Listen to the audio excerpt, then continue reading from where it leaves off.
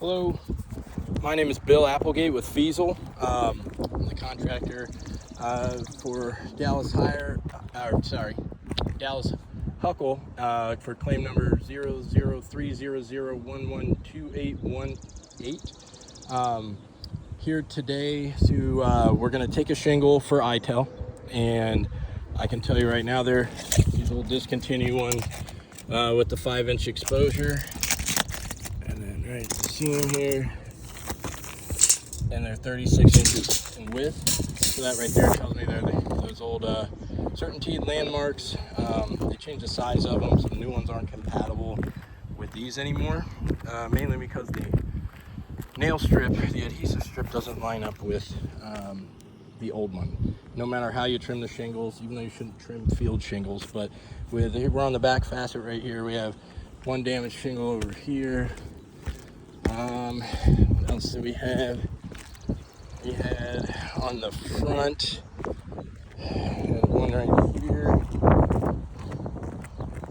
tore tear. One damaged shingle right here, creased. Back here, so we were missing some ridge caps. Had to put a tarp on so it didn't leak. Now the nails, in order to do this, they had to be nailed into the shingles on both sides. So these shingles now have to be replaced in results of this whole thing. And then whoever's out here doing the inspection didn't nail the tarp back down. So I have wind damaged shingles on this side. You can see the shingles are pretty toast. They're shot. Let's see. Yeah, it's in a repair scenario. Looks like temporary repair done right here, and you can see all the creasing that occurred in result of trying to do this. So, hey, all right, I'm gonna get this going for you. So what I'm gonna do is just document this, and what I'm gonna do is remove a shingle, and then to send to ITEL, I just have a random shingle on my truck because it's better than using a tarp.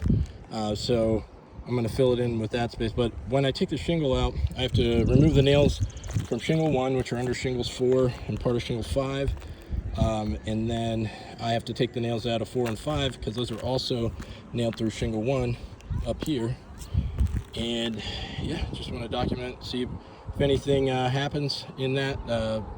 So essentially consequential damage, if anything creases, tears, any material transfer, granule loss is a direct result of the repair.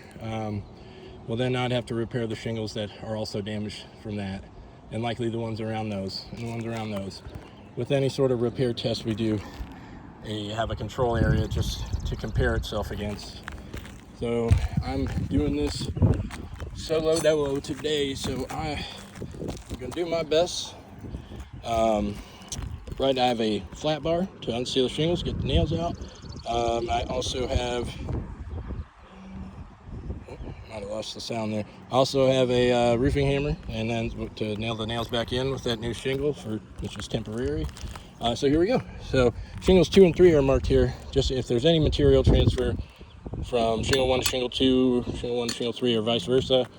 That's why it's on there. So I'll also be taking a bunch of pictures after this, and yeah, documenting everything. So this is the video portion of it, and we'll get started. Just gonna go unsealing. It's unsealed over here. So the seal, as you can see, is like kind of up here, which is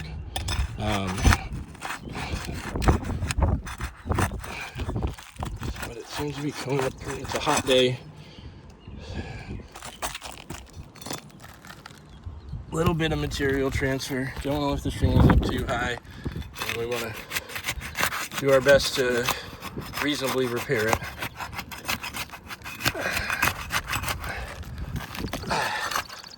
Come on, buddy. There we go. All right, got that one unsealed. Shingle 1 overlaps into shingle 5. Got that unsealed.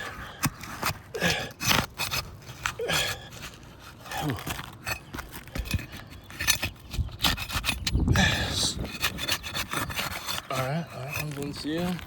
If you get shingles 6 and 7.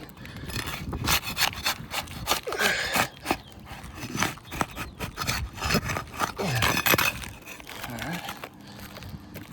7.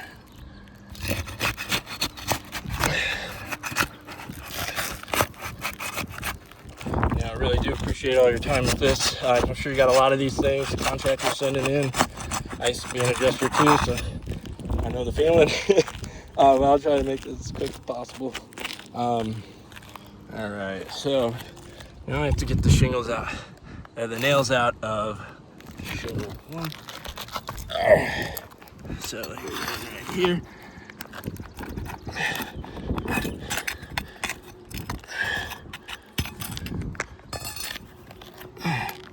Alright, here's the next one. Right.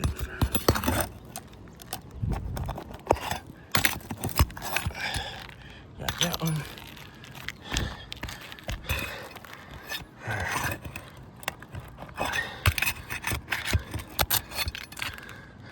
And then one more. And that one pulled through. Let's leave that one in.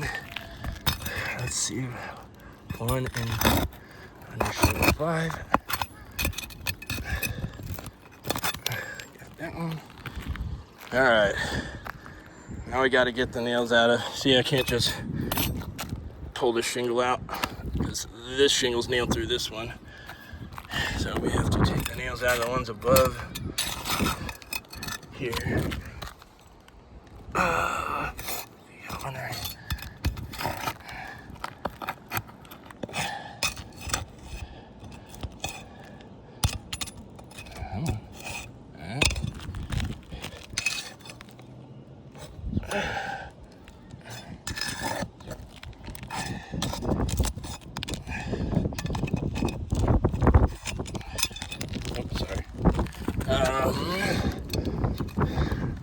Apologize if it's a little windy.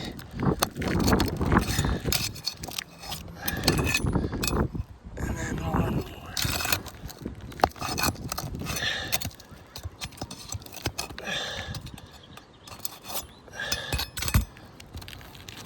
Alright, so this shingle should just slide right out. Alright, let's look at it. Alright, see the deep granule loss, not granule loss, material transfer, and then material transfer from shingles 4 or 5 down to shingle 1, so it's pulling material from that. So a new shingle in its place will never properly seal. So on shingles 2 and 3, you can see it as well. Right here, got some right here. See how deep it is? So now you're trying to adhere shingle, and that not only to its factory nail strip, right, or adhesive strip, but now into essentially the fresh granules. You're trying to adhere a new shingle onto the matting of the fiberglass, and it's just, they're not designed that way to do it. So it's never going to be effective as a water shedding component, and it's also going to have a higher risk for wind damage because it won't ever fully seal. That being said, I'm sure there's material transfer in 6 and 7 as well. And yeah, so to show you for the 2 and 3, we have, see in the sand, deep material transfer. Nothing is torn or anything like that. However, that's when, in the event of a repair, as the current work scope is now, there could also be damages from just installing a new shingle. So let me see if I can do this. How's that look? Alright. I hope that's good. I'm going to, now this shingle is too big for this space, so I will trim it down. Even though you're not supposed to, this is just temporary. But all shingles today are at least a 5.5 inch exposure. These have a 5 inch exposure. You can't trim the bottom, because then the nail strip will just never line up. You can't trim the top. And then, yeah, like I said, these things were made to work in conjunction with each other. So let's just gonna cut this one down a little bit.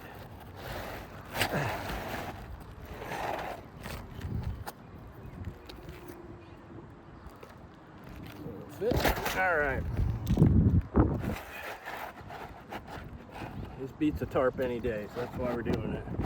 It also simulates a repair a little better. All right, got that one in there. Now we're gonna nail it down. Only lifting the shingles up as high as necessary to install the nails. All right, so.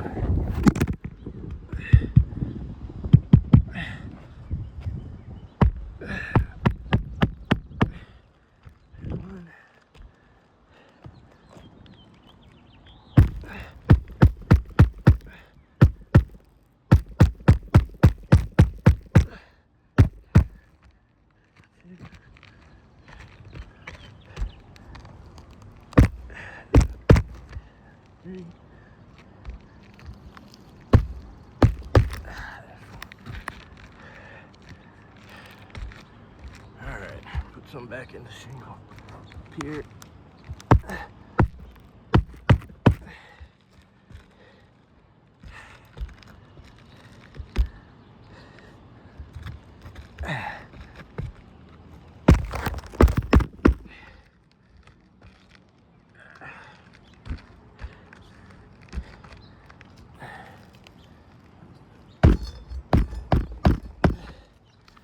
All right, got that in place.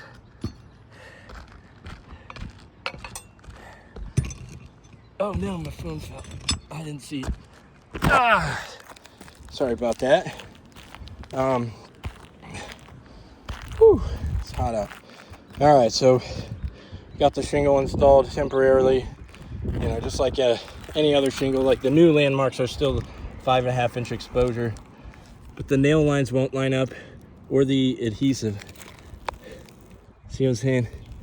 This is the nail line. This is where the, slide with one hand. This is the nail line. This is where the adhesive is. Obviously it's a different shingle, so we'll kind of rule that one out. But what else was damaged? So see if there's any, is there any creasing done? Yeah, maybe a little right here. So when I drag, look at the granules that flake off in result of manipulating these shingles. Now when I do this, notice the sound too. When I do this in the control area, you're not gonna have that, because these shingles weren't directly manipulated in result of a repair.